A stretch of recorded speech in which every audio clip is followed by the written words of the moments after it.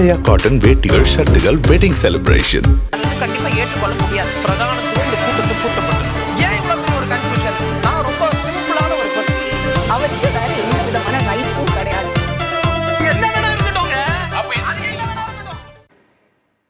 நேர்பட பேசு நிகழ்ச்சிக்கு உங்கள் அனைவரையும் அன்போடு வரவேற்கின்றேன். இன்றைய நிகழ்ச்சியில் நாம் வாதிக்க இருக்கக்கூடிய தலைப்பு, அனைத்து ஒப்புகை சீட்டுகளையும் என்ன மறுக்கும் தேர்தல் ஆணையம், தீர்ப்பை ஒத்திவைத்த உச்சநீதிமன்றம், தீர்க்கப்படுமா இவிஎம் குறித்த சந்தேகங்கள். இது குறித்து தான் நம்ம விவாதிக்க இருக்கிறோம்.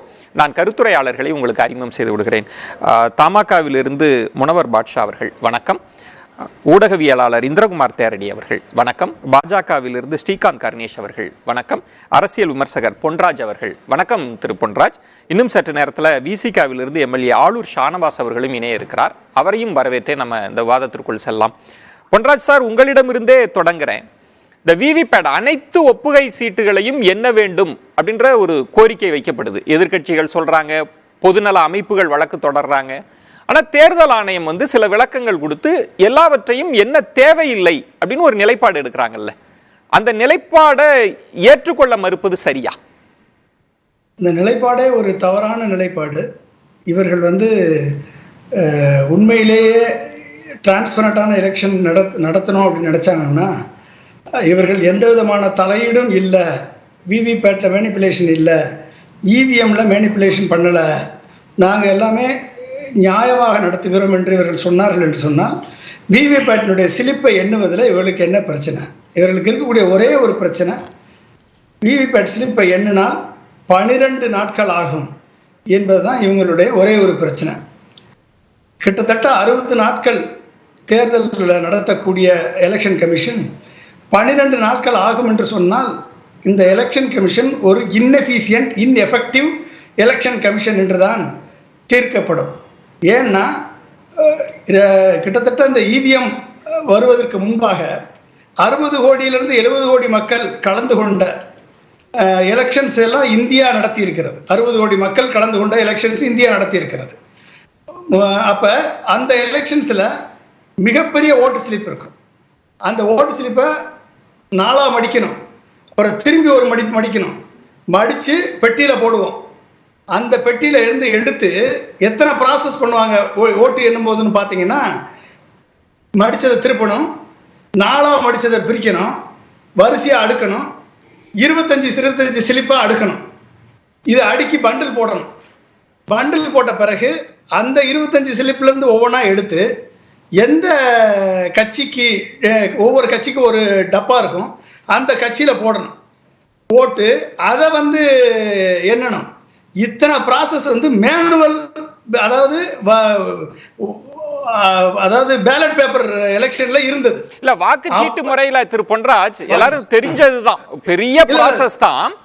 அதெல்லாம் வேண்டான்னு தான் தொழில்நுட்பமா வந்தோம். இப்ப என்னுடைய கேள்வி, நான் நேரடியா வரேன், ஏன் விவிபேட்டை என்னன்னு சொல்றீங்க? இதுல என்ன சந்தேகம் இருக்கு? இதானே முதல்ல கேள்வி. அதான் சொல்றேன். என்னன்னா, இவங்க சொல்லக்கூடிய 12 நாள் ஆகும் சொல்றாங்களா, அதுக்கான விளக்கம். அந்த ஃபர்ஸ்ட் 12 இப்படி 60 கோடி வாக்குகளை 2 நாள்ல எண்ணி அறிவித்த வரலாறு இந்திய தேர்தல் ஆணையத்துக்கு இருக்கிறது. சரி, இந்த விவிபேட்டில் இருக்கக்கூடிய எண்ணுவதற்கு இவர்கள் சொல்லக்கூடிய காரணத்தை என்ன?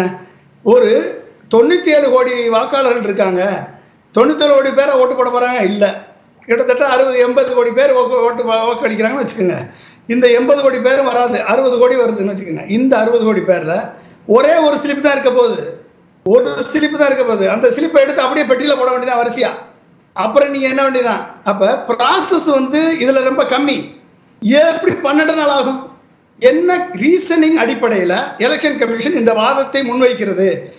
ஒரே ஒரு ரீசன், ஏன்னா இதுவும் அதுவும் மேட்ச் ஆகாது. இவிஎம்ல கவுண்ட் ஆன வாக்கு, பிரிண்டடான ஸ்லிப்பும் மேட்ச் ஆகாது. அப்படியே அவங்களே ஒரு கண்டிஷன் போட்டிருக்காங்க, இதில் ஏதாவது வித்தியாசம் வருமானால் இதை விவிபேட்டுடைய ஸ்லிப்பு தான் கணக்கில் கொள்ளப்படும் என்று ஒரு ரூலையும் போட்டிருக்காங்க எலெக்ஷன் கமிஷன். அப்போ உங்களுக்கு என்ன சந்தேகம்? லாஸ்ட் டைம் இதுவும் அதுவும் கவுண்ட் ஆகலை. ஏன் கவுண்ட் ஆகலை? கணக்கு காமிச்சிங்களா, இல்லை அதை ப்ரூவ் பண்ணீங்களா? ப்ரூவ் பண்ணல. அப்ப என்ன கேட்கிறோம்? நீங்க நியாயமான தேர்தல் கமிஷன், நீங்க விவிபேட் ஒழுங்கா ஒர்க் பண்ணுது, இவிஎம் ஒழுங்கா ஒர்க் பண்ணுது, எல்லாம் எந்த மாடிஃபிகேஷன் பண்ண முடியாது, மேனிப்புலேஷன் பண்ண முடியாது, ஹேக் பண்ண முடியாது, எல்லாம் ஏத்துக்கிறோம் நாங்க. இத எண்ணி அறிவிக்கிறதுல உங்களுக்கு என்ன பிரச்சனை? ஏன் அதை செய்ய மாட்டாங்கன்னு நினைக்கிறீங்க பொன்ராஜ்? இதற்கு பின்னணியில் ஏதேனும் சதி இருக்குன்னு நினைக்கிறீங்களா? வேற ஏதாவது அரசியல் கணக்கு திட்டம் இருக்குன்னு நினைக்கிறீங்களா? அரசியல் கணக்கு திட்டம் இருக்கு, 400 சீட்டு இலக்கு இருக்கு, எந்தெந்த இடங்கள்ல ஜெயிக்கணும்ன்ற கணக்கு கவுண்ட் வந்து தெளிவா இருக்கு பிஜேபி கிட்ட. அந்தந்த தொகுதியில அவர்கள் இவிஎம்ல செட் பண்ணிருக்காங்க. அது வந்து வெளிப்பட்டு போகும். இவங்க உண்மையிலேயே முனவர் பாட்ஷா சிரிக்கிறார். பொன்ராஜ் நீங்க சொல்றத கேட்டு சிரிக்கிறார். என்னங்க இப்படி எல்லாம் சந்தேகிக்கலாமான்னு சிரிக்கிறார் முனவர் பாட்ஷா. இல்ல சந்தேகம் இவிஎம் வந்து இவிஎம் வந்து அந்த மிஷின்ல எந்த விதமான மாடிஃபிகேஷன் இல்லைன்னா அது அப்படியே ஒர்க் பண்ணுங்க. இவிஎம் வந்து எந்த மாடிஃபிகேஷன்லாம் ஒர்க் பண்ணும். ஃபியூ லைன்ஸ் ஆஃப் கோடு தான். நீங்க எக்ஸ்டர்னல் இன்டர்ஃபரன்ஸ் வேணாம், ஹேக்கிங் பண்ண தேவையில்லை, இன்டர்நெட் மூலமா ஹேக்கிங் பண்ண முடியாது, ப்ளூடூத் மூலமா ஹேக்கிங் பண்ண முடியாது. இது ஹேச்சிங் பண்ணலாம். நாங்க தெளிவா சொல்றோம், it's not hacking, it is hatching. ஏன்னா ஒரு சாஃப்ட்வேர் ஃபியூ லைன்ஸ் ஆஃப் கோடை உள்ள எழுதி வச்சுட்டு சிம்பிள் லோடிங் யூனிட்னு வச்சிருக்கான். எல்லாத்துலயும் சிம்பிள் லோட் பண்றாங்க. இந்த சிம்பிள் லோடிங் யூனிட் வந்து கனெக்ட் பண்ணி தான் லோட் பண்றாங்க. என்ன லோட் பண்றாங்க? எலெக்ஷன் கமிஷன் அங்கீகரிக்கப்பட்ட போட்டியிடக்கூடிய வேட்பாளர்கள் அவங்களுடைய நேம்ஸ், அவங்களுடைய சிம்பிளை லோட் பண்றாங்க. இந்த சிம்பிள் லோடிங் டைம்ல இந்த சின்னம் ஜெயிக்க வேண்டும் என்ற ஒரு சங்கேத குறியீட உள்ள ஈஸியா அதை நுழைக்கலாம். சாஃப்ட்வேர் மூலமா நுழைச்சு அந்த சிம்பிள் இருக்கக்கூடிய அல்காரிதம் உள்ள வந்து சாஃப்ட்வேர் இவிஎம்ல முதல்ல எல்லா இவிஎம்லயும் லோட் பண்ணிக்கலாம். அந்த சாஃப்ட்வேரை செக் பண்ணும். பொன்ராஜ் நீங்க ஒரு பெரிய சந்தேகத்தை கிளப்புறீங்க. அதுக்கு பின்னணியில் 400 இடங்கள் இலக்கு அதெல்லாம் சுட்டி காட்டுறீங்க. இப்ப விவிபேட்லயும் அது மாதிரி சிங்க் பண்ணிக்க முடியாதா? அப்படி பண்ண இப்ப நீங்க இவிஎம்ல அப்படி பண்ணலாம் அப்படின்னா விவிபேட்ல அது மாதிரி பண்ண வாய்ப்பு இல்லையோ? இவிஎம் என்பது VVPAT control unit, ballot unit அமைந்த ஒருங்கிணைந்த அமைப்பு. அது புரிஞ்சுக்கிட்டீங்களா? இது கண்ட்ரோல் யூனிட் வந்து நீங்க வந்து கண்ட்ரோல் யூனிட் தான் நீங்க வந்து அலோவ் பண்ணாதான் நீங்க பட்டன் பிரஸ் பண்ணி ஓட்டு போட முடியும். ஓட்டு போடுறது எங்க போய் ஸ்டோர் ஆகுது? அப்ப ஸ்டோர் ஆகக்கூடிய சிப் எங்க இருக்கு? இந்த சாஃப்ட்வேர் எங்க இருக்கு? சாஃப்ட்வேர்ல வந்து தெளிவாக வந்து அல்காரிதம்ஸ் இருக்கும். இந்த இவிஎம் பேலட் யூனிட் இருக்கு பாருங்க, பேலட் யூனிட். இந்த பேலட் யூனிட்ல தான் சிம்பிள் லோடிங் இருக்கும். அந்த சிம்பிள் லோடிங்ல பண்ணும்போது இந்த சின்னத்துல ஒரு சின்ன சங்கேத குறியீடு ஆஸ்கி கோடா தான் இருக்கும். வரிசை ஆஸ்கி கோடு வெறும் லெட்டரா இருக்கும், உங்களுக்கு தெரியாது. அந்த ஆஸ்கி கோட்ல ஒரு சிம்பிளை நீங்க இன்ட்ரோடியூஸ் பண்ணிட்டீங்கன்னா இந்த சிம்பிள் முதலிடத்துக்கு வரணும்னா வந்துரும் ஆட்டோமேட்டிக்கா. யாரும் தேவையில்லை. நேர்மையாளர்கள் எண்ணுவதற்கு என்ன பிரச்சனை? இதான் முக்கியமான கேள்வியா எழுப்புறீங்க. அதன் அடிப்படையில பல சந்தேகங்களை சொல்றீங்க. பொன்ராஜ் காத்துருங்க. ஸ்ரீகாந்த் கர்ணேஷ், இப்போ அவர் கேட்பது அது சரி தவறுக்குள்ளெல்லாம் போக வேண்டாம், எங்களுக்கு எண்ணி சொல்லுங்கப்பா. விவிபேட்ல இருக்கிற ஒப்புகை சீட்டையும் இவிஎம்மையும் டேலி ஆகணும் என்னங்க அப்படின்றதுல தேர்தல் ஆணையம் என்ன மாட்டேங்குது. இதுக்கு பின்னாடி ஒரு கணக்கு இருக்கு, அரசியல் கணக்கு இருக்கு, ஒரு சதி இருக்குன்னு சந்தேகப்படுறாங்க. அதாவது 98 தொடங்கி வைக்கப்பட்டு 1999 வழிமுறைக்கு வந்து ஒரு 45 பாராளுமன்ற தொகுதியில் பயன்படுத்தப்பட்ட இந்த இவிஎம் மிஷின் வந்து நீண்ட காலமாக ஆட்சியில் இருந்த காங்கிரஸ் இது போல தான் பயன்படுத்தி இருப்பாங்களோ அப்படிங்கிற ஒரு சந்தேகத்தை பொன்ராஜ் அவர்கள் எழுப்பி இருக்கிறார்கள். இல்ல ஒரு நிமிஷம். விவிபேட் இப்பதான் வந்து முதல்ல இவிஎம்ல தானே டவுட். அதுல தானே அவர் சொல்ற அல்காரிதம், சாஃப்ட்வேர், டிகோடிங், என்கோடிங் எல்லாமே சொல்றாங்க. அதாவது இதுக்கு முடிவே கிடையாது. இந்த மாதிரியான சந்தேக புலிகள் இருக்கிற வரைக்கும் சர்ச்சைகள் இதே மாதிரி ஒரு நிமிஷம், நான் எண்ணத்தை அப்புறமா வர்றேன். முதல்ல நம்ம எண்ணத்தை சொல்லிடுறீங்க, அப்புறம் எண்ணிக்கைக்கு போலான்றீங்க. எண்ணத்தை முதல்ல புரிஞ்சுக்கிட்டா எண்ணிக்கை முதல்ல நம்ம போக முடியும். அதாவது ரொம்ப தெளிவாக கிட்டத்தட்ட 25 ஆண்டுகளுக்கு மேலாக உலக நாடுகள் வியக்கும் வகையில காங்கிரஸ் பலமுறை ஜெயிச்சிருக்கு, பாஜக பலமுறை தோத்திருக்கு. பாஜக வெற்றியும் இருக்கு, காங்கிரஸ் வெற்றியும் இருக்கு, 2 பேரோட தோல்விகளும் பதிவாகி இருக்கு. இப்ப நம்ம ஆட்சியில் இருக்கும்போது இதே கர்நாடகாவில் தோற்று போலே அங்கே இவிஎம் மிஷின் இல்லையா, எங்களுக்கு விவிபேட் இல்லையா. அதனால பேசுறவங்க எப்ப வேணா பேசிட்டே இருக்கலாம். ஆனா சாதாரண அறிவு இருக்கிறவங்களுக்கு புரிதல் இருக்கிறது கூட நண்பருக்கு புரியல. எனக்கு வருத்தமா இருக்கு. என்ன நான் ஒரே ஒரு விஷயம் சொல்றேன், அதே கேள்விதான்.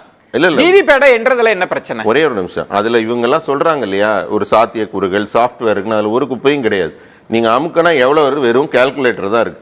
எத்தனை முறை பட்டன் அமுக்கியிருக்காங்கன்னு எண்ணக்கூடிய ஒரு சாதாரண கால்குலேட்டர் தான் இருக்குமே தவிர இப்ப சிப் வந்துருச்சு சார். நீங்க முன்னாடி இருக்கிற இவிஎம் பத்தி பேசுறீங்க. எதுவாக இருந்தாலும் அதுல மெமரி தெளிவாக இந்த இப்ப கோர்ட்ல அவர் என்ன தெரிவித்தார்ன்றது எழுதியிருக்கு, அப்படியே படிக்கவா? அனைத்து சிறிய கட்டுப்பாட்டு கருவிகளும் ஒரே ஒரு முறை மட்டும் ப்ரோக்ராம் செய்ய முடியும், அதை மாற்ற முடியாது. சின்னங்களை ஏற்றும் அலகுகளின் எண்ணிக்கையை பொறுத்தவரை ECIL 1400 அலகுகளையும் ஏதோ BHEL 3004 அலகுகளையும் கொண்டுள்ளது. EVPad EVM கண்ட்ரோலர் மூணும் தனித்தனியா ப்ரோக்ராம் செய்யப்பட்டிருக்கு, ஒண்ணுக்கு ஒண்ணு வந்து கண்ட்ரோல் பண்ண முடியாது. ரொம்ப தெளிவா இருக்காங்க. தேர்தலுக்கு பிறகு 3 சீல் வைக்கிறான்னு இருக்காங்க. இல்ல நான் கேக்குறது மீண்டும் அதே கேள்வி தான். இப்ப இல்ல நான் ஒரே கேள்வி தான் கூட்டணி ஆதரவாளர்களுக்கு எல்லாம் ஒரு பதட்டம். இல்ல நான் உங்கள்கிட்ட கேக்குறது ஒரே ஒரு கேள்வி, அத சொல்லிட்டு நீங்க எதுக்கு வேணாலும் பதில் சொல்லலாம். நான் ஒரே கேள்வியை தான் கேட்பேன். அனைத்து ஒப்புகை சீட்டையும் என்றதுல என்ன சிக்கல்? என்னென்ன பிறகு வேற ஏதாவது டவுட் வரும் அதுல வந்து அதனால வேண்டாம்ன்றீங்களா? இல்ல இது சந்தேகம் பேசணுங்கிறப்ப, அதாவது தோல்வி பயம்னு வந்ததுக்கு அப்புறம் பயம் EVMல மட்டும் வராது. அதாவது இப்ப வந்து 10 குழப்பம் இருக்குன்னா அப்புறம் 100 குழப்பம் வரப்போகுது. அதாவது எப்படி நீதிமன்றம் ஒரு உயர்பட்ட ஒரு சர்ச்சைக்கு அப்பாற்பட்ட ஒரு மிகப்பெரிய ஒரு நம்மளுடைய அரசியல் அமைப்போ, அது மாதிரிதான் தேர்தல் ஆணையமும் அவர்கள் எந்த ஆட்சியாளர்கள் இருக்கும் போதும் சொல்லக்கூடிய ஒரு குற்றச்சாட்டு வந்து ஆளுங்கட்சி கைப்பாவையா இருக்காங்க அப்படிங்கிறது எல்லாரும் சொல்லிக்கிட்டே தான் இருக்காங்க. ஆனால் அவங்க வந்து மிக நேர்மையாக நடந்து கொண்டு இருக்கிறார்கள் பல முறை நிரூபணமாகி இருக்கிறது. இல்லாட்டி ஆட்சியில் இருக்கவங்க ஏன் தோத்து போறாங்க, ஆட்சி மாற்றம் ஏன் வரப்போகுது அது மாதிரி இருந்தா. அதனால நான் இதுல சொல்ல வர்றது ரொம்ப தெளிவா ஒரே ஒரு விஷயம், எண்ணிக்கை என்னன்னா கூட அந்த ஸ்லிப்பு மாறி போச்சு, ஸ்லிப் வச்சிருந்த டப்பா மாறி போச்சு, வெளியில இருந்து அச்சடிச்சு கொண்டாந்து ஸ்லிப்ப வச்சுட்டாங்க, அந்த டப்பாவை மறுபடியும் அதுல ஒரு சந்தேகம், அதுல ஒரு பிரச்சனை, அதுல இன்னொன்னு இப்பவே இது 12 நாள் ஆகும்னா மறுபடியும் என்ன சொன்னாங்கன்னு வச்சுக்கோ, ரீகவுண்ட், அதுக்கு ஒரு அப்பீல், அதுக்கு ஒரு பெட்டிஷன், முடிவே வராது. இல்ல 12 நாள் ஆகாதுன்றார். இல்ல 12 நாள்ன்றதெல்லாம் அதிகப்படியான நான் சொல்லல, அவர் சொன்னது சொல்றேன் உங்களுக்கு. அதுக்கு வந்து 12 நாள் ஆகும்னு அவர் தான் சொன்னார், அறிவியல் அறிஞர் சொன்னது தான் நான் உங்களுக்கு சொல்றேன். அதனால 12 நாள் ஆகும் என்றால் மறுபடியும் ஒரு ரீகவுண்டிங், அதுல ஒரு டவுட் கவுண்டிங், அப்புறம் அதுக்கு ஒரு சுப்ரீம் கோர்ட், இப்படின்னு போய்கிட்டே இருந்தா எப்பதான் முடிவு வருது சார்? ஒரு பாயிண்ட். அதனால நான் மீண்டும் அதே ஒரே ஒரு நிமிஷம், இல்ல ஒரே ஒரு கேள்விதான், கடைசி கேள்வின்னு கூட நீங்க வச்சுங்க. திரும்பவும் இதே இதுதான், ஏன் என்ன மாற்றாங்க? 100 எண்ணிட்டா இந்த கேள்வி வராதுல. நீங்க சொல்றதெல்லாம் அடுத்த கட்டம், இப்ப எண்ணிரலாமே. இந்த கோரிக்கையே நியாயமற்றதுன்னு சொல்றீங்களா? எப்படி அவர் வந்து ஒரு கருத்து வந்து தன்னுடைய கருத்தாக சொன்னாரோ, இத மாதிரி வந்து ஹேக் பண்ண வேண்டாம், ஹேட்ச் பண்ணலாம் அப்படின்லாம் கருத்து சொல்றாரோ, அது மாதிரி முடிவெடுக்கிற கூடிய ஒரு நீதிபதியின் பொறுப்பிலேயோ அரசு உயரதிகாரி பொறுப்பில் அவரும் இல்லை, நானும் இல்லை. புரியுதுங்களா? நாங்கெல்லாம் எங்களோட கருத்து தான் பதிவு பண்றோம். அவருக்கு ஒரு சந்தேகம் இருக்கு, பதிவு பண்றோம். அவருடைய சந்தேகம் உங்கள் கட்சியோட சம்பந்தப்பட்ட சந்தேகமா? கட்சியோட அதுதான், அது வந்து அவருடைய அறியாமையை காட்டுது. கண்டிப்பாக தேர்தல் ஆணையம் எந்த கட்சிக்கு சாதகமாகவும் நடந்து கொள்ளவில்லை என்பது நான் தான் 25 வருஷமா புரிவாயிருக்குங்கிறேன். ஆட்சியில் இருக்கவங்க தோற்று போய் இருக்கிறார்கள், மாற்றம் வந்து இருக்கிறது, ஒவ்வொரு முறையும் இது நடக்குது, மாறி மாறி நடக்குது. அதனால இத வந்து சந்தேகம்ங்கிற ஒரு பூத கண்ணாடி வச்சுட்டு நீங்க பாத்தீங்கன்னா எல்லாமே தவறாக. பிரசாந்த் பூஷன் என்ன சொல்றாங்க, நீங்க படிச்ச அந்த இடத்துல தான் அவங்களுக்கு சந்தேகம் வருது. நீங்க சாஃப்ட்வேர் வந்து புரோகிராமிங் ஒரு முறை தான் செய்யப்பட முடியும்ன்றீங்க.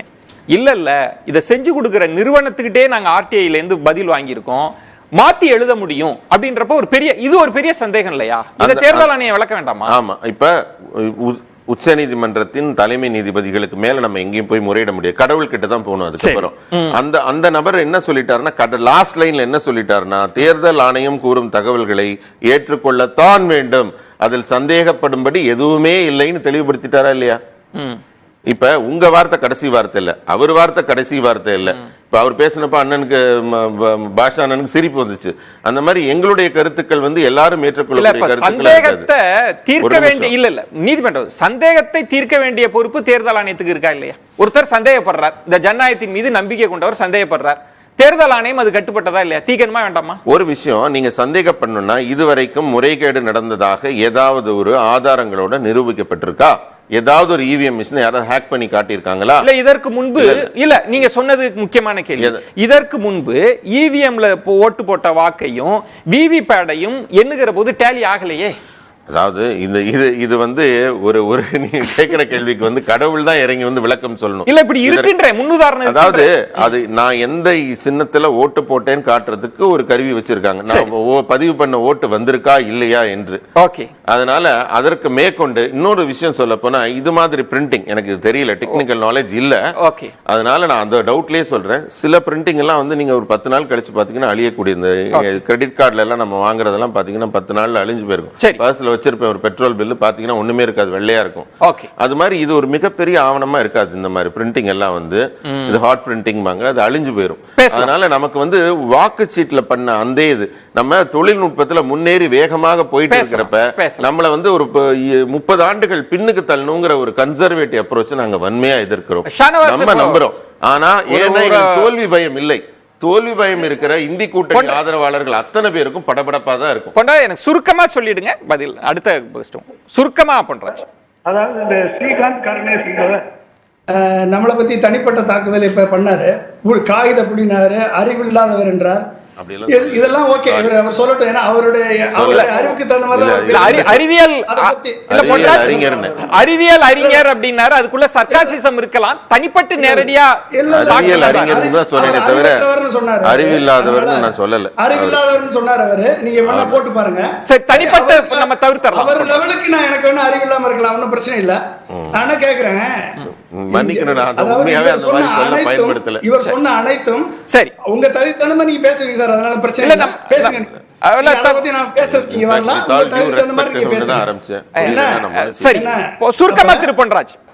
என்ன சொல்றேன், அவர் சொன்ன விதத்தை நாங்க எழுப்பக்கூடிய சந்தேகத்தினுடைய டெக்னிக்கல் நாலேஜ் இல்லைன்னாரு. அவர் டெக்னிக்கல் நாலேஜ் இல்லாதவர் இந்த அளவுக்கு நம்பிக்கை வச்சிருக்காரு. நாங்க டெக்னிக்கல் நாலேஜ் இருக்கு. ஒரு பிஇ படிச்ச கம்ப்யூட்டர் சயின்ஸ் படிச்ச ஒரு பையனுக்கு கூட தெரியும், ஒரு ரீட் ஒன்லி மெமரி சிப்ல ஒரு ப்ரோகிராம் 10 லைன்ஸ் ஆஃப் கோட் எழுதினாலே நிரூபிக்க வேண்டியதான. தேர்தல் ஆணையம் மிஷினை கொண்டு வந்து வச்சாங்கல்ல, நீங்க எல்லாம் வந்து அப்ப உங்க அறிவியல் அறிவு எங்க போச்சு? அப்ப போய் காட்ட வேண்டியதானே. இல்ல நம்ம இது ஒரு சிக்கலா இருக்கு கர்ணேஷ். நான் பேசுறேங்க. இல்ல இல்ல நீங்க அந்த அறிவுன்றதெல்லாம் வேண்டாம் சார், நம்ம விவாதம் தவறா போயிடுறாரு. அது எப்படி? இல்ல வேண்டாம், தனிப்பட்ட அனுமதிக்க முடியாது. தேர்தல் ஆணையம் மிஷினை கொண்டு வந்து வச்சாங்களா இல்லையா? சார் அதுதாங்க விவாதம். வச்சாங்களா இல்லையா? அதுதான் விவாதமே. நம்ம பேசுறோம் இந்த மாதிரி கம்ப்யூட்டர் சயின்ஸ் படிச்சவங்க போய் நிரூபிக்க வேண்டியதுதானே. கொஞ்சம் காத்துருங்க பொன்ராஜ். இல்ல குறுக்கீடு வேண்டாம். எதுக்கு நீங்க கூப்பிடுறீங்க? ஆக்ட் பண்ணி காட்டுங்கங்கற. வச்சாங்க கண்டிப்பா. இல்ல கர்ணேஷ், பொன்ராஜ் நீங்க அமைதியா பேசக்கூடியவர், தனிப்பட்டு வேண்டாம் திரு பொன்ராஜ். பேசுறாரு அவரே. இல்ல திரு பொன்ராஜ், நான் பேச விடுங்க, அனுமதி பண்ணுங்க. இல்ல கட் பண்ணுங்க அவரோட ஆடியோவை. திரு பொன்ராஜ் தனிப்பட்டு வேண்டாம், வாங்க ப்ளீஸ். அப்ப ஊடல பேசக்கூடாது. ஊடல பேசினா அவர் எதுவுமே பேச முடியாது. ஒரு வாங்க பொன்ராஜ் ப்ளீஸ். நான் கேக்குறது என்னன்னா, ஒரு பிஇ கம்ப்யூட்டர் சயின்ஸ் படிச்சவனுக்கு தெரியும் ரீட் ஒன்லி மெமரி சிப்ல ரைட் பண்ண முடியும் அப்படின்னு. ஒரு சாஃப்ட்வேர் ஃபியூ லைன்ஸ் ஆஃப் கோட்லயே இந்த மெஷினை வந்து மேனிபுலேட் பண்ண முடியும். இது வந்து சின்ன படிச்சவங்களுக்கு கம்ப்யூட்டர் சயின்ஸ் படிச்சவங்களுக்கு தெரியும். ஒண்ணு. ரெண்டாவது, எதற்காக இந்த சந்தேகம்? இது வந்து பிஜேபி அரசு எலெக்ஷன் கமிஷன் செலக்ஷன் ப்ராசஸ்ல தலையிட்டது. ரெண்டாவது, சுருக்கமா பொன்ராஜ் சொல்ல விடுங்க. அவர் எவ்வளவு நேரம் பேச விட்டீங்க திரு பொன்ராஜ்? சுருக்கமா என்ன சொல்றது? இல்ல திரு பொன்ராஜ், நீங்க கொஞ்சம் ஆசுவாசப்படுத்தி பாருங்க. நான் உங்களுக்கு முதல்ல 8 நிமிடம் கொடுத்தேன், குறுக்கீடு இல்லாம கொடுத்தேன். நீங்க அதெல்லாம் கவனிக்க கூடியவர் தான். இப்ப நீங்க கொஞ்சம் ஆவேசம்ன்றதுனால கவனிக்க மறந்துட்டீங்க. அவர் சொன்னதை நான் கவுண்டர் பண்ணுமா இல்லையா? சரி, சுருக்கமா சொல்லுங்க. மற்ற விருந்தினர்கள்ன்றதுனால நினைவூட்டுறேன் பொன்ராஜ். சரி, ஓகே. அதாவது என்ன சொல்றேன்னா, அவர் சொல்றதுக்கு நான் கவுண்டர் பண்ண அவசியமே கிடையாது. ஏன்னா கொஞ்சம் அறிவார்ந்து சிந்திக்கக்கூடிய அனைவருக்குமே இது தெரியும். ஒரு ரீட் ஒன்லி மெமரி சிப்பை எங்க சேஞ்ச் பண்ணலாம்? மேனுஃபேக்சரிங் டைம்ல சேஞ்ச் பண்ணலாம், ரிப்பேர் டைம்ல சேஞ்ச் பண்ணலாம். எங்க சந்தேகம் வருது? 3.5 லட்சம் மெஷின்ஸ் வந்து டிஃபெக்டிவ்னு அனௌன்ஸ் பண்ணது எலெக்ஷன் கமிஷன். ஒரு வட்டனை கிளிக் பண்ணா 2 வட்டம் பிஜேபிக்கு ஓட்டு போடுன்றது ப்ரூவ் ஆனது. இது மாதிரி எத்தனையோ சம்பவம் நம்ம பேசலாம். எத்தனையோ சம்பவங்கள் நடந்திருக்கு.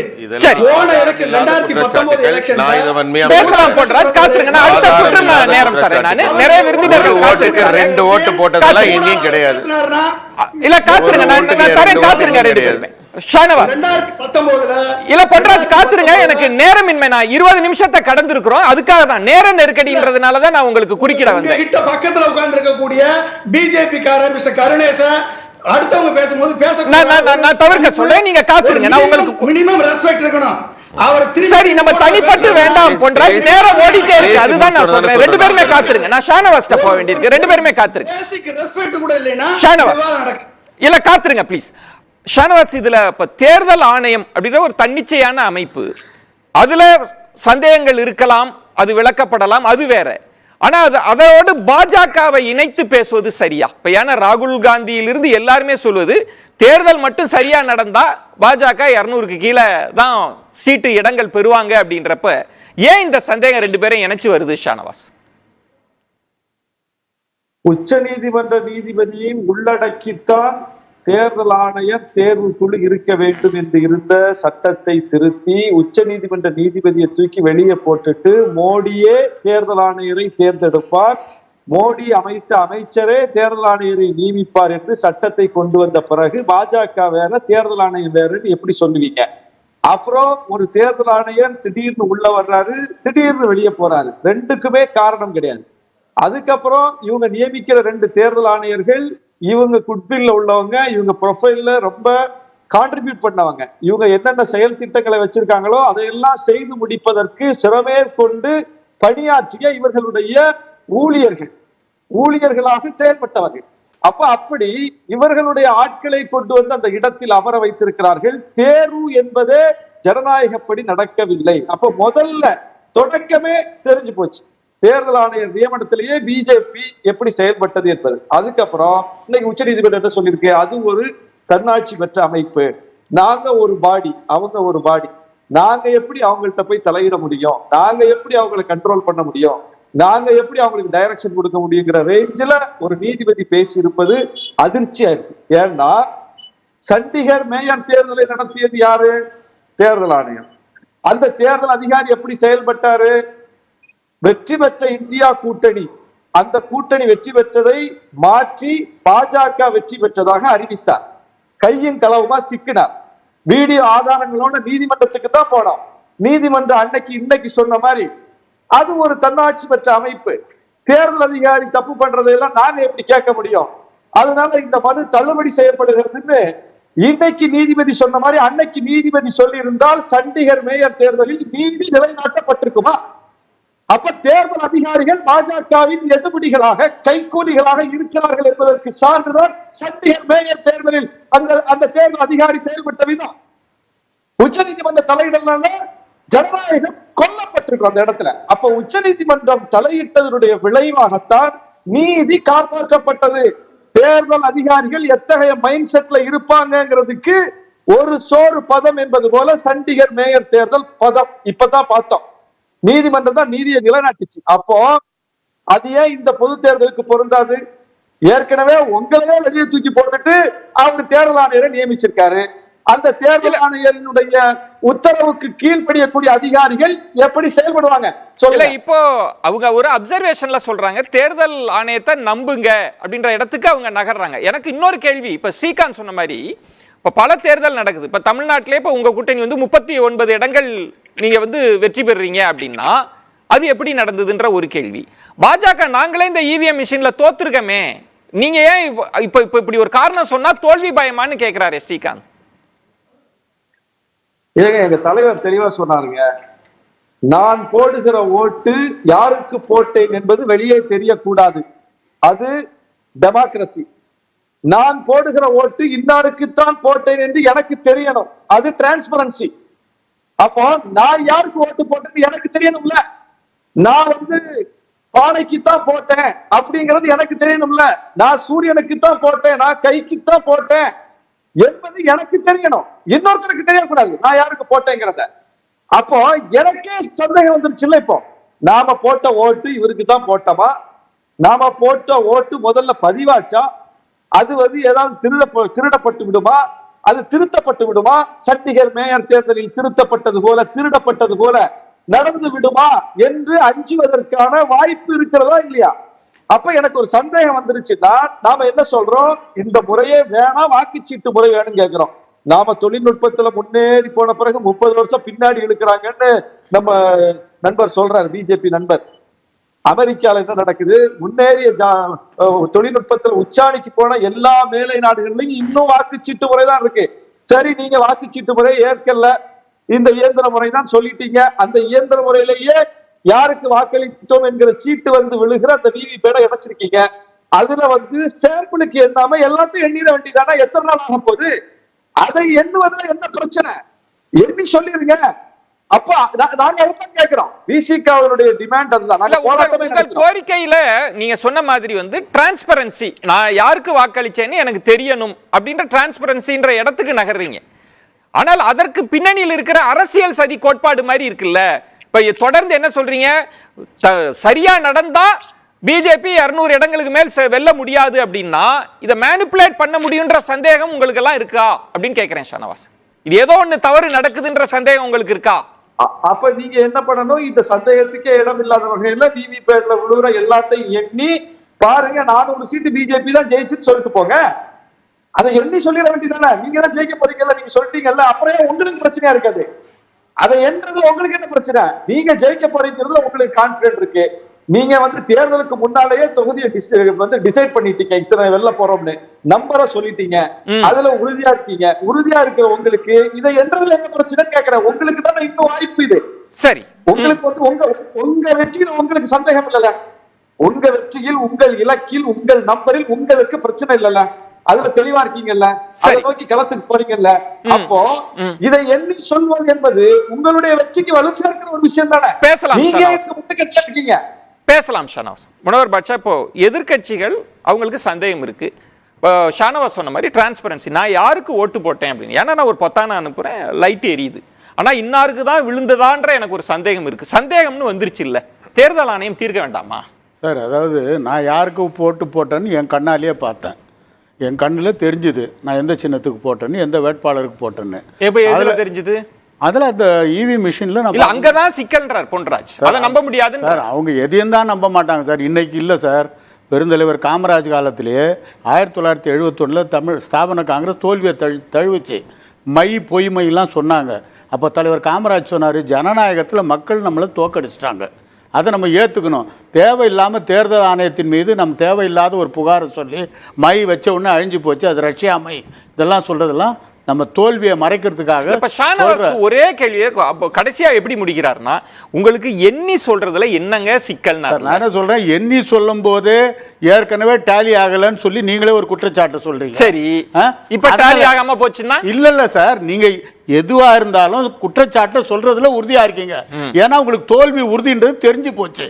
இல்ல, பொன்ராஜ் சொன்ன நுணுக்கமான இடம் என்னன்னா, உங்களுக்கு டேலி ஆகலன்னா எதை எடுத்துக்கணும்ன்ற ஒரு பாயிண்ட் இருக்கு சார். ஏன்னா சட்டத்திலேயே சொல்லி இருக்காங்கல்ல, விவிபேட் கொண்டு வந்த போது என்ன சட்ட திருத்தம் இருந்தது, அப்ப அதை எண்ணுங்க, முழுசா எண்ணுங்க, இதைத்தான் நாங்க உறுதிப்படுத்துவோம் சொல்றாங்க. நீங்க இது ஆரம்பத்துல இருந்தே சொல்லி இருக்கணும்.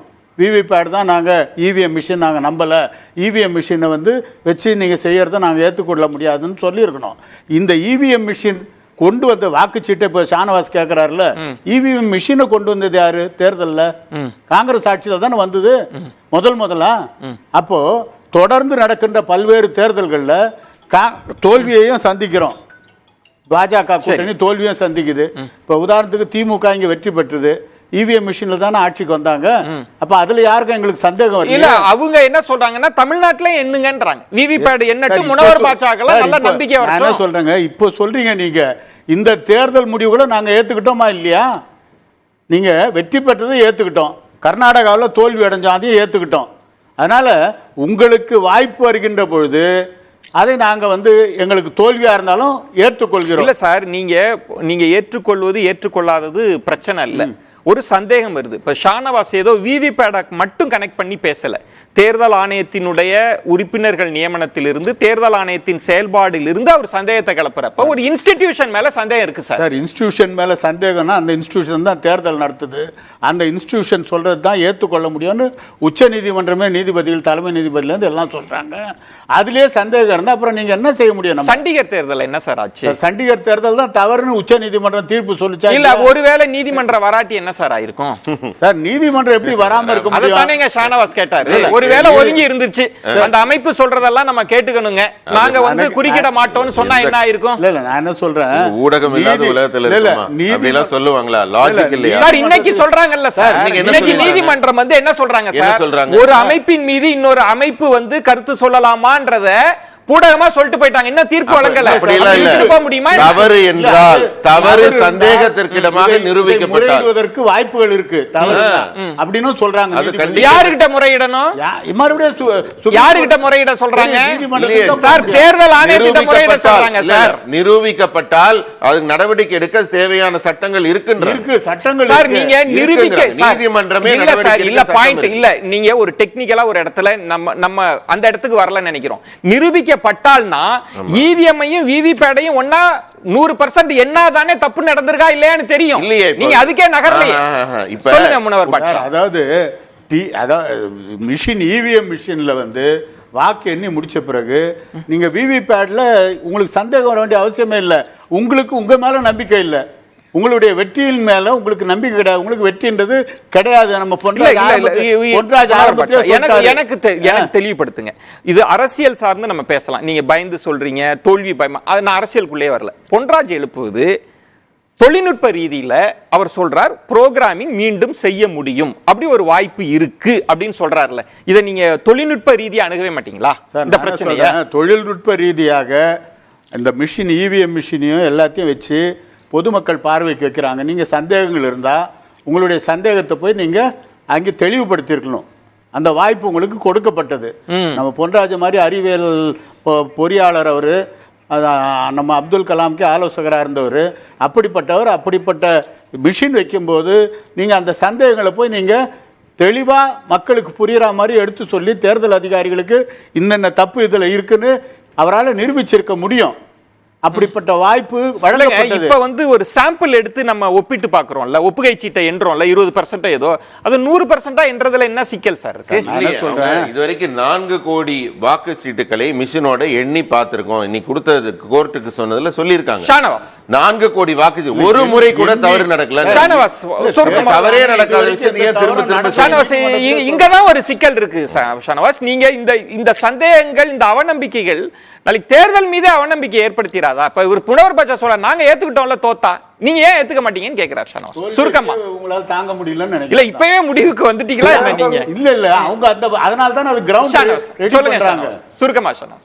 தேர்தல் ஆணையத்தின் நடத்தையின் மீது கேள்வி இல்லை என்றால், தேர்தல் ஆணையம் செய்திருப்பதெல்லாம் 100 விழுக்காடு சரி என்றால், அண்ணாமலை ஏன் 1 லட்சம் ஓட்டம் காணும்னு சொன்னார்?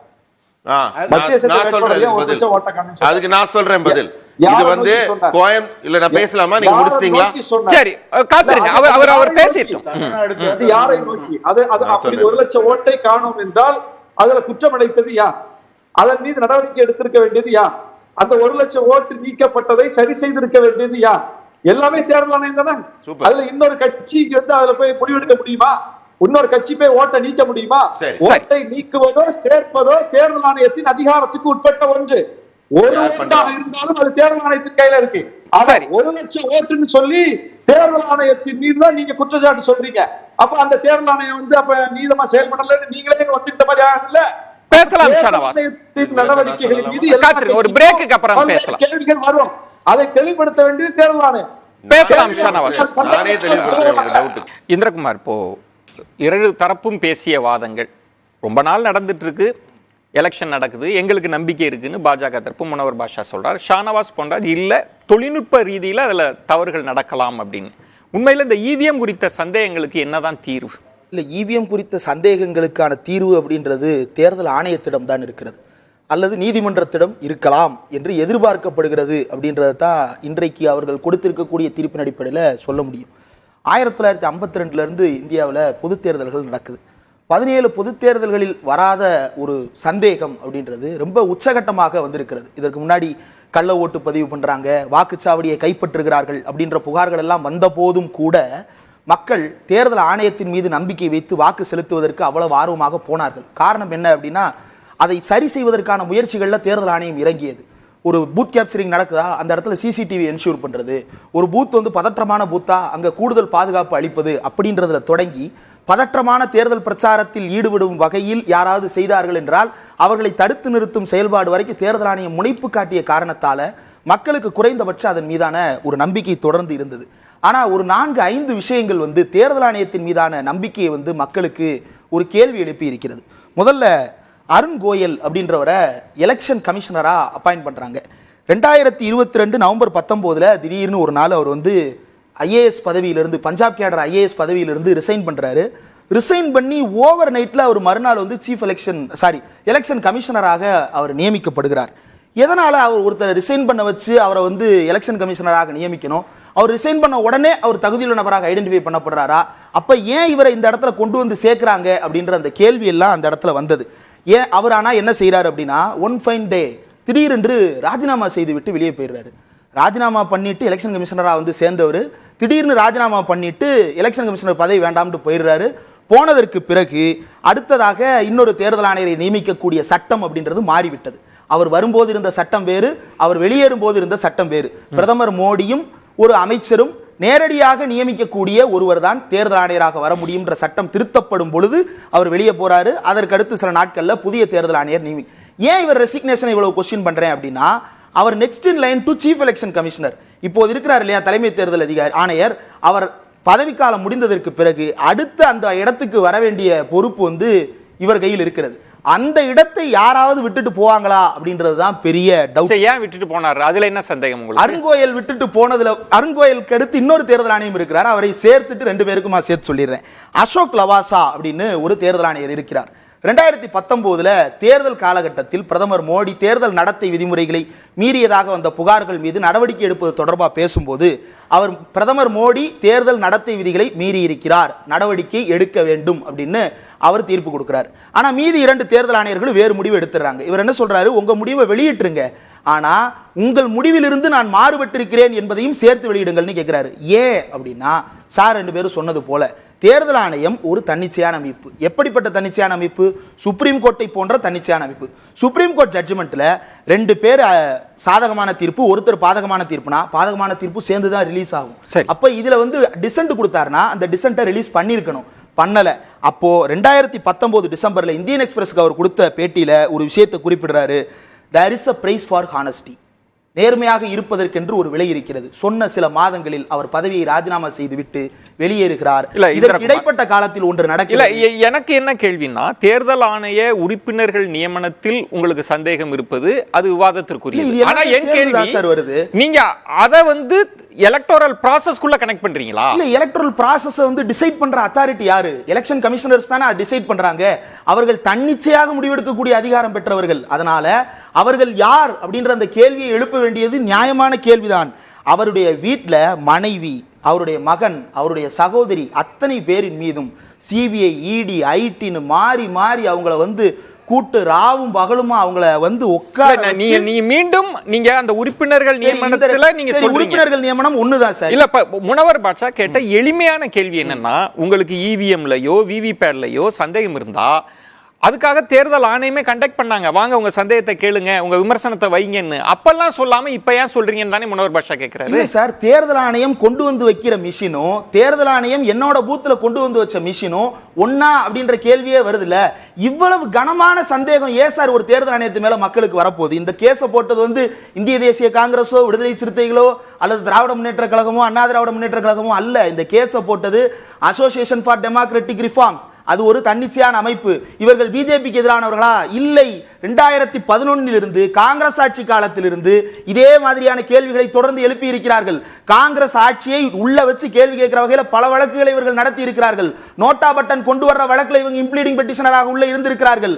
அப்போ இவ்வளவும் செய்தவர்கள் தான் இந்த கேள்வியையும் எழுப்புகிறார்கள். அவங்க முடிஞ்ச எலெக்ஷன்ல இருந்து கேள்வி கேட்கிறாங்க. முடிஞ்ச எலெக்ஷனை ப்ராசஸ சந்தேகிக்கிறாங்க. எந்த சந்தேகம்?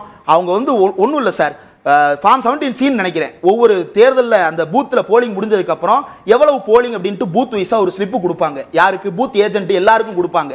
அதற்கு பிறகு ஓட்டு எண்ணும் போது அந்த கவுண்டும் அந்த பெட்டியில காட்டுற கவுண்டும் ஒண்ணா இருக்கணும். ஆனா ஒண்ணா இல்ல சார், அதுதான் கேள்வியே. அதே போல விவிபேட் வெரிஃபை பண்ற இடத்துல இந்த நம்பர் ஒண்ணா இருக்கு, அதாவது கையெழுத்து நம்பர் ஒண்ணா இருக்கு, இவங்க சொன்ன நம்பர் ஒண்ணா இருக்கு, இவிஎம் நம்பர் ஒண்ணா இருக்கு, எண்ணி பார்க்கிற நம்பர் வேற ஒண்ணா இருக்கு. இவ்வளவு வேறுபட்டு இருக்கேன்னு கேட்டோம்னா டெக்னிக்கல் கிளிட்சா இருக்கலாம் அப்படின்னு சொல்லிட்டு தேர்தல் ஆணையம் தள்ளி போகுது. நான் ஒரே ஒரு விஷயம் சார் முடிச்சிடுறேன் சுருக்கமா. இந்த தேர்தல் ஆணையத்தின் மீது இவ்வளவு சந்தேகம் வலுப்பதற்கான காரணம் அப்படின்றது வெறுமனே இவிஎம் விவிபேட் தொடர்பானது மட்டுமே அல்ல. தேர்தல் ஆணையத்தின் தொடர்ச்சியான நடவடிக்கைகள் தான் எலக்டோரல் பாண்ட் குறித்து தேர்தல் ஆணையம் என்ன மாதிரியான பேச்சை கொடுத்திருக்கிறது. தேர்தல் ஆணையம் தானே ஃப்ரீ அண்ட் ஃபேர் எலெக்ஷன் நடத்தணும். இந்த எலக்டோரல் பாண்ட் அப்படின்றது கான்ஸ்டிடியூஷனலி அது அகைன்ஸ்டா இருக்கு அப்படின்னு தீர்ப்பு கொடுக்கறாங்க. அப்போ இப்படி தீர்ப்பு கொடுத்திருக்காங்களே, ஐயோ அப்ப இவ்வளவு காலம் நடந்த எலெக்ஷன்ல வந்து இவங்க எல்லாரும் இல்லீகலா பெற்ற மணியை பயன்படுத்தி இருக்காங்களான்ற சந்தேகத்தை கேஸா கொடுத்திருக்க வேண்டியது யாரு? எலெக்ஷன் கமிஷன் கொடுத்திருக்க வேண்டும். மாறாக கள்ள மௌனம் சாதிக்கிறது. இந்த கள்ள மௌனம் தான் சந்தேகத்தை ஏற்படுத்துகிறது. ஒரு இடைவேளைக்கு பிறகு பேசுறேன். நீங்க வந்து விவிபேட் இவிஎம்னு சுருக்கி பார்க்காதீங்க, தேர்தல் ஆணையத்தின் செயல்பாடை வச்சு பேசுங்க அப்படின்றீங்க. சேர்ந்ததுதான் இந்த ஒரு சந்தேகத்தில் வெளிப்படுகிறது. ஒரு இடைவேளை போராட்டம் எப்படி வந்து அது வெறுமனே ஒரு போராட்டம் இல்ல, பல போராட்ட உணர்வுகளுடைய வெளிப்பாடோ, அதே போல தேர்தல் ஆணையத்தின் மீதான கேள்வி என்பது ஒரு இடைவேளை மட்டுமல்ல, எல்லாத்தையும் சேர்த்து தான் கேட்கிறோம். ஸ்ரீகாந்த் கணேஷ், எல்லாருக்கும் வந்து இப்போ நேரமின்மை, எல்லாம் ரத்தின சுருக்கமா உங்க பாயிண்ட் வைக்கலாம். அதை விட சுருக்கமா சொல்றேன். ரெண்டு கருத்து தான். முதல் கருத்து வந்து சகோதரர் ஷானவாஸ் அவர்களுக்கு மிக முக்கியமான ஒரு புள்ளி அவர் எடுத்து கொடுத்தாரு, அதுக்கு நன்றி. ஏன்னா எப்படி மத்தியில் வந்து தேர்தல் ஆணையரை வந்து இவங்க பாஜகவை சந்தேகிக்கிறார்களோ இவங்க சொல்றாங்க. இப்ப கூட தம்பி இந்திரகுமார் சொன்னார் இந்த மாதிரி அப்பாயின்மெண்ட்டுக்குன்னு, அதுலயும் நான் முரண்படுறேன். அது மாதிரி இங்க மாநிலத்தில் வந்து மாநில அரசு தான் நியமிக்குது. மாநில அரசோட அதிகாரிகள் தான் அதுல வந்து தேர்தல் ஆணையத்து பணிகளுக்கு மாநகராட்சியில் இருக்கவங்க தான் போய் வாக்காளர்லாம் எடுக்கிறாங்க. ரொம்ப தெளிவாக பார்த்தீங்கன்னா யார் யாரெல்லாம் பாஜகவுக்கு வாக்களிப்பார்கள் தேர்வு செய்யறாங்களோ அந்த பகுதியிலேருந்து மட்டும் ஒரு 40லேருந்து 50 வாக்காளர்களை தூக்குறாங்க பூத்துக்கு, அடையாளம் தெரியாம பூத்துக்கு. அப்படி 2100 பூத்து கிட்ட தலைவர் தொகுதியில் இருக்கு. யோசிச்சு பார்த்தா கிட்டத்தட்ட 1 லட்சத்துக்கு மேற்பட்ட வாக்காளர்களை திட்டமிட்டு ஒரு சதி செயல் நடைபெற்று இருக்கு தமிழ்நாட்டில். ஒரு தொகுதியில் எல்லா இடத்துலயும் இது நடந்திருக்கு. எங்கெங்கெல்லாம் பாஜக சார்பு வாக்குகள். அதே மாதிரி தம்பி சொன்ன குற்றச்சாட்டுல ஒரே ஒரு முரண்படுறேன். என்னன்னா அருண் கோயலை வந்து நாங்க தான் வந்து ரிசைன் பண்ண வச்சோம், கொண்டாந்தோம், சேர்த்தோம் பண்ணோம்னா அவரே முரண்படுறாரு. அவர் ரிசைன்மெண்ட் போயிட்டாருன்னு. அப்படி கொண்டாடப்பட்ட நபர் அந்த மாதிரி அதனால என்ன சொல்றேன்னா குற்றச்சாட்டுகள் எல்லா சந்தேகங்களும் எழுப்பலாம், அதுல உண்மை இல்லை. நேர்மையாக நடக்கிறதுக்கு நம்ம ஆதரவு. இப்ப இந்த தரப்புல இருந்து சந்தேகம் வந்துருச்சு, ரொம்ப சுருக்கமா ஷானவாஸ். அதுதான் சொல்றேன். அப்படி ஒரு இடத்துல நயினார் நாகேந்திரன் அவர்கள் தொடர்பானவர்களிடமிருந்து 4 கோடி ரூபாய் பிடிக்கிறாங்க. அது குறித்து தேர்தல் ஆணையம் எடுத்த நடவடிக்கை என்ன? நீதிமன்றத்துக்கு போக வேண்டிய நிலைமை வந்துச்சு. நீதிமன்றம் சொல்லுது எலெக்ஷன் ப்ராசஸ்லாம் ஆரம்பிச்சுட்டாங்க, இப்ப போய் நம்ம என்ன பண்ண முடியும் கேக்குது. கையங்களவுமாக 4 கோடி ரூபாய் சிக்கி இருக்குது. அவருக்கு சம்மன் அனுப்பப்பட்டிருக்குது, அவர் ஆஜராகல, மீண்டும் அனுப்பப்பட்டிருக்குது. இப்படி ஒரு சூழ்நிலை இருக்கும் போது தேர்தல்ல அவர் நிக்கிறது முக்கியமா? அதில் தலையிட வேண்டிய ஆணையம் தலையிட மாட்டேங்குது. கோர்ட்டுக்கு போனா கோர்ட் எலெக்ஷன் ப்ராசஸ காரணம் காட்டுது. தேர்தலில் அவர் நிக்கிறாருங்கிறதான பிரச்சனையே. இப்படி ஒரு பணப்பட்டுவாடா நடப்பதற்கான ஏற்பாடு கையங்களவுமாக சிக்கி இருக்கும் போது எப்படி இருக்கிற கேள்வி? கண்டிப்பா ஊழல் அமைச்சர் பதவியில தொடர கட்சியோட தானே இருக்கீங்க. ஊழல் அமைச்சர் பதவியில் தொடர கட்சியோட தானே இருக்கீங்க. புதுவாதம் வேண்டாம் ப்ளீஸ். அதனால நீங்க சொல்றது நியாயம்தான்.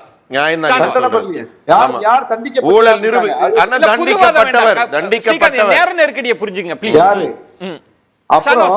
அப்புறம் வந்து ஹேட் ஸ்பீச்சஸ் மதத்தை அடிப்படையாக கொண்டு தேர்தல் பரப்புரை செய்யக்கூடாதுங்கிறது விதி. ஆனா மோடி டெய்லி பேசிக்கிட்டு இருக்காரு, முஸ்லிம்களை ஊடுருவல்காரருங்கிறாரு, முஸ்லிம்கள் அதிகமா பிள்ளை பெத்து போடுறாங்க, எஸ்சி எஸ்டி இடஒதுக்கீடு பிடிச்சி முஸ்லிம்களுக்கு கொடுக்க போறாங்கன்னு பதற்றத்தை உருவாக்குறாரு. தேர்தல் ஆணையம் என்ன நடவடிக்கை எடுத்திருக்குது?